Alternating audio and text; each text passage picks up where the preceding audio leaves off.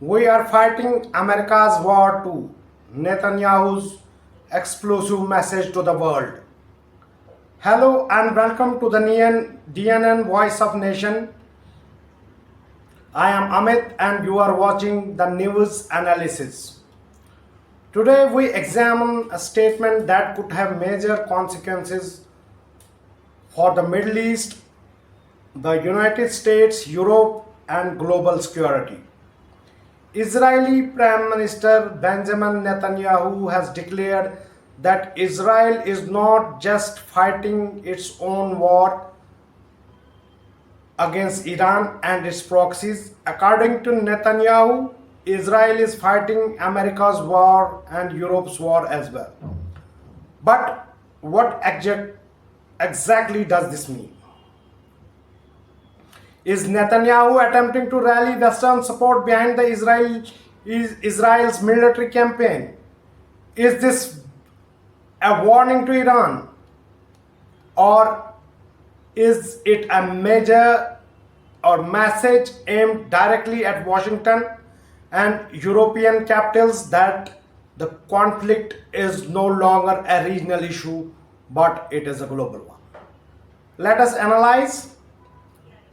In an interview with CNBC, Netanyahu said that Israel faces an enemy that seeks not only to destroy Israel but also threatens democracies around the world. He argued that when Israel fights Iran and groups allied with Tehran, it effectively defending the broader Western world. This statement is significant because it reframes the conflict. Traditionally, the Iran-Israel confrontation has been viewed as a regional struggle involving security concerns, proxy wars, nuclear ambitions, and geopolitical influence in the Middle East. Netanyahu is now presenting it as something much larger, and we should go in the details what he has said. His argument is that Iran's network of allies, including Hezbollah, Hamas and other regional actors, represent a challenge not to just Israel but to all Western interests globally. This narrative is not new. Israeli leaders have long portrayed Iran as the principal destabilizing force in the region.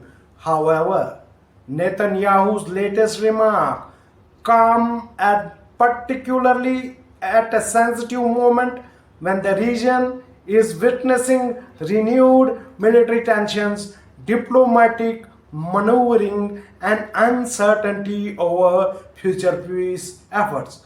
One of the most striking parts of the interview was Netanyahu's discussion about Hezbollah.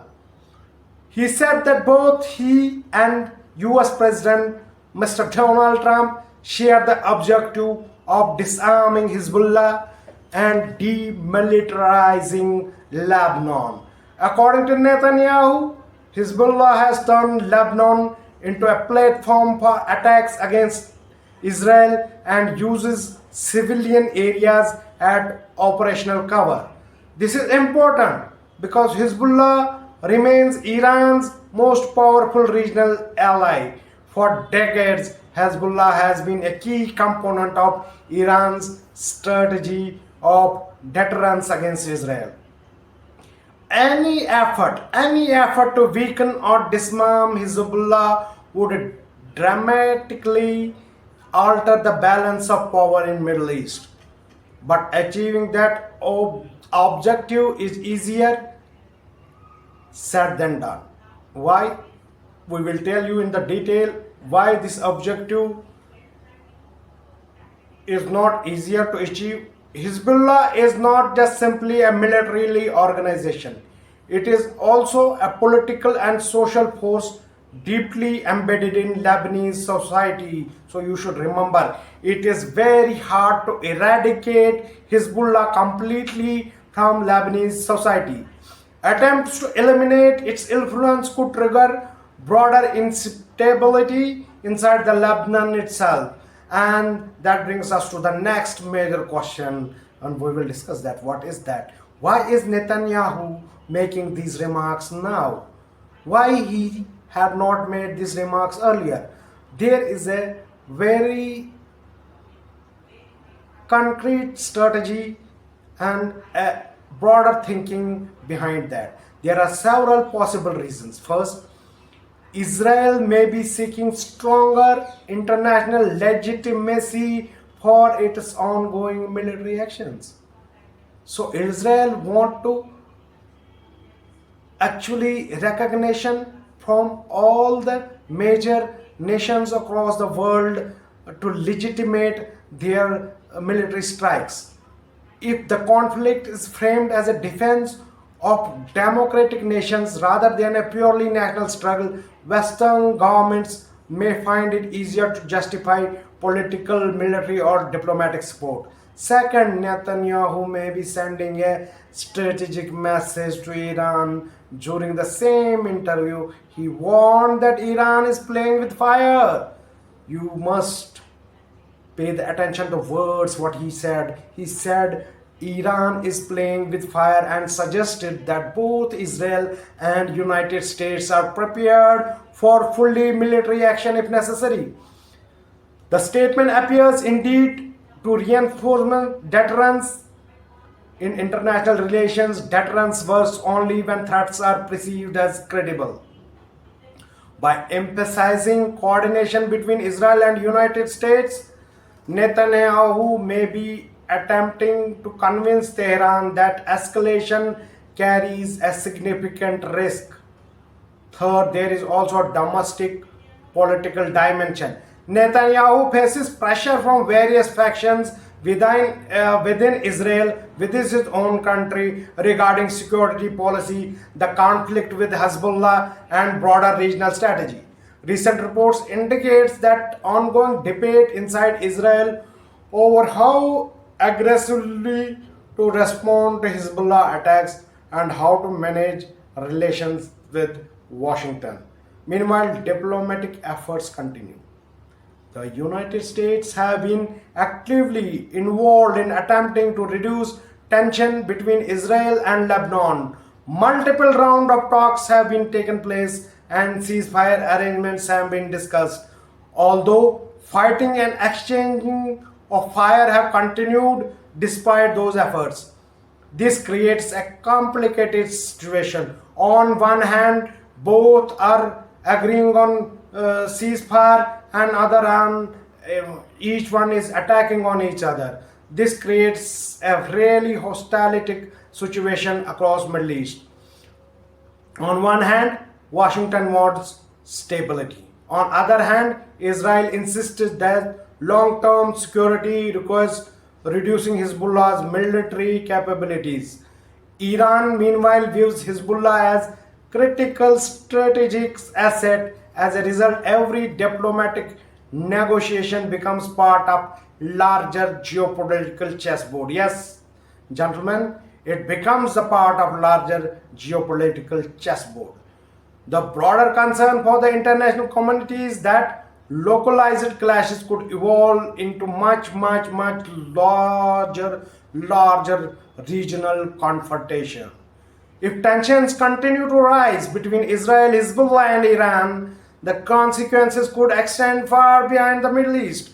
Global energy markets, international shipping routes, and regional security arrangements could be all affected. That is why Netanyahu's words deserve a close attention. Yes, gentlemen, Netanyahu's words deserve close attention. When a leader says, "We are fighting America's war and Europe's war too," he is not merely describing a conflict. He is redefining it. Actually, Netanyahu is redefining the war with the Iran. He is asking West to see Israel's struggle as a part of larger battle over security, influence, and future balance of power in the region. Whether Washington and Europe capitals fully accept, the argument remains to be seen. Whether they fully accept, whether US or European nations fully accept Netanyahu's argument or not remains to be seen. But one thing is clear.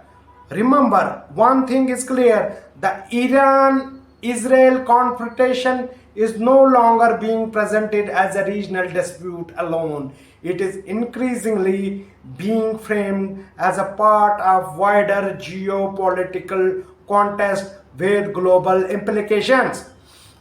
And that makes the coming weeks and months critically important to the world, because every part of the world will be affected by this conflict. Will diplomacy prevail? Will tensions escalate further? Or are we witnessing an emergence of a new phase in Middle East geopolitics? Sorry, that only time will tell. So, what do you think? Viewers, I am asking you directly, what do you think? Is Israel fighting a global battle on the behalf of West, as Netanyahu claims? Or is this primarily a regional conflict being given a broader narrative? Share your views in the comment section below. If you found this analysis informative, don't forget to like, share and subscribe to DNN Voice of Nation. Do like our videos, share our videos and subscribe to your own channel DNN Voice of Nation. This is your host Amit. Thank you for watching and see you in the next edition of the news analysis. If you found this analysis worth, please do subscribe to our channel DNN Voice of Nation. Please do suggest some suggestions on which topic you want the next episode of the news analysis. We will try to make video on that. So this is Amit saying goodbye to all viewers. Jai Hind, Jai Bharat.